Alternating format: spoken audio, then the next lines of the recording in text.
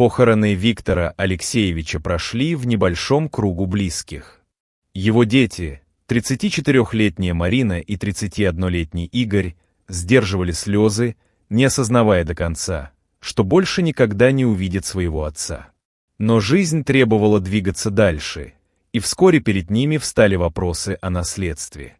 Виктор Алексеевич не оставил завещания, что казалось странным. Он всегда был человеком аккуратным, предусмотрительным.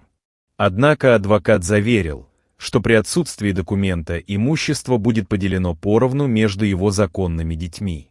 «Это справедливо», — сказала Марина на семейном совещании с братом. «Дом можем продать, деньги разделим. Ты заберешь машину, а я, пожалуй, займусь своим делом». Игорь кивнул. Ему казалось, что это будет простой и честный процесс. Но жизнь решила иначе. Через 2 недели после начала оформления документов раздался неожиданный звонок. Голос адвоката в трубке звучал непривычно натянуто. «У нас возникли сложности», — произнес он. «Появился человек, который утверждает, что является сыном вашего отца».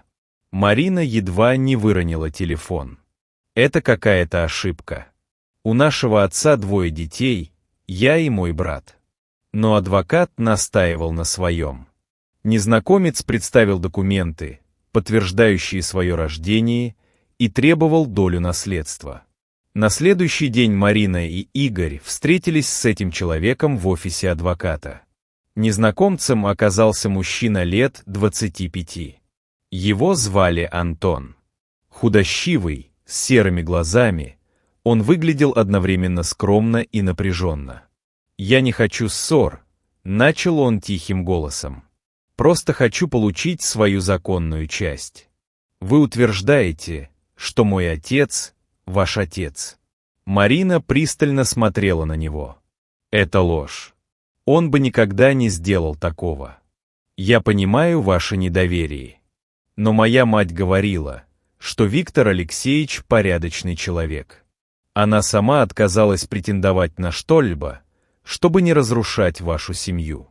Я пришел только потому, что у меня сейчас трудные времена». Марина резко вскочила с места.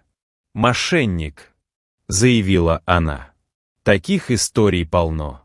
Люди выдумывают все, чтобы урвать денег. Но я не дам разрушить память о нашем отце». Игорь молчал.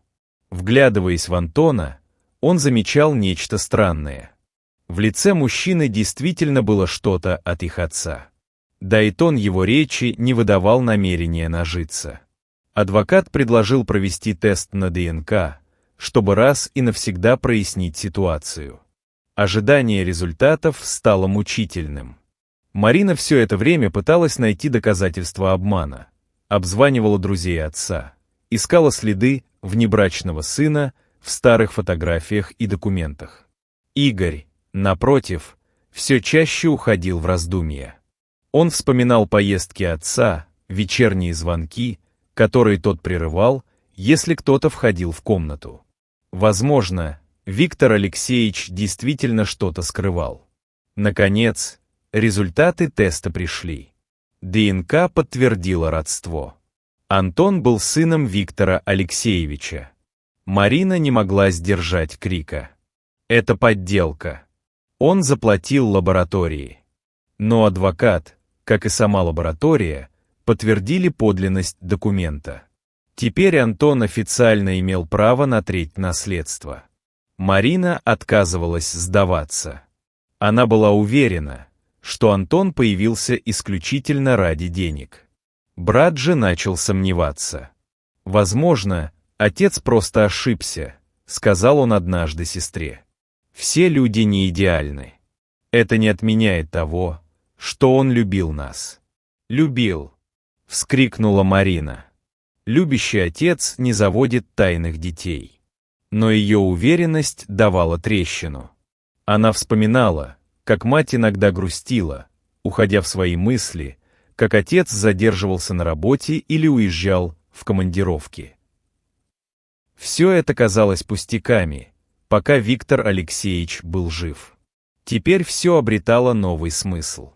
Антон оказался человеком скромным и сдержанным. Он уверял, что мать всегда старалась жить вдали от Виктора Алексеевича, чтобы не разрушить его брак. Однако обстоятельства заставили его обратиться за наследством. «Мне нужно выплачивать кредит за квартиру», — признался он однажды Игорю. «Я был готов никогда не приходить сюда, если бы не трудности». Игорь все чаще ловил себя на мысли, что верит ему. Марина же была непреклонна. «Ему все равно», — говорила она брату. «Он исчезнет, как только получит деньги». Игорь решил провести собственное расследование. Он нашел старые письма отца, спрятанные в подвале загородного дома. Среди них были письма от женщины по имени Людмила, в которых она упоминала их мальчика. Также он нашел фотографии, на которых Виктор Алексеевич держал на руках маленького ребенка, явно не его официальных детей. Этот ребенок был подозрительно похож на Антона. «Это правда», — признался Игорь сестре. «Отец был другим человеком, чем мы думали». Марина молчала. Гнев сменялся растерянностью. Она хотела бороться, но поняла, что правду уже не изменить. Наследство было разделено. Антон получил свою долю денег, Игорь оставил себе машину, а дом остался Марине. Казалось, конфликт завершился, но вскоре произошло неожиданное. Через месяц после раздела имущества Марина нашла в доме старый сундук, закрытый на ключ. Внутри она обнаружила дневник Виктора Алексеевича. На последних страницах отец писал: «Антон, он моя кровь, мой грех и моя боль. Но он не просто сын. Его мать, Людмила, погибла из-за моей ошибки. Я всю жизнь пытаюсь загладить свою вину. Если Антон когда-нибудь появится, не отвергайте его. Он достоин большего, чем я смог ему дать». Марина перечитывала эти строки снова и снова.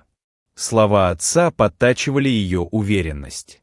Она поняла, что у нее появился шанс узнать другую сторону жизни Виктора Алексеевича.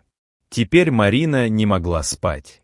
Она искала встречи с Антоном, чтобы поговорить, понять, кем он был для ее отца. Игорь чувствовал, что их семья теперь раз и навсегда изменилась. Но больше никто не был лишним. Тайны прошлого стали мостом к новому началу.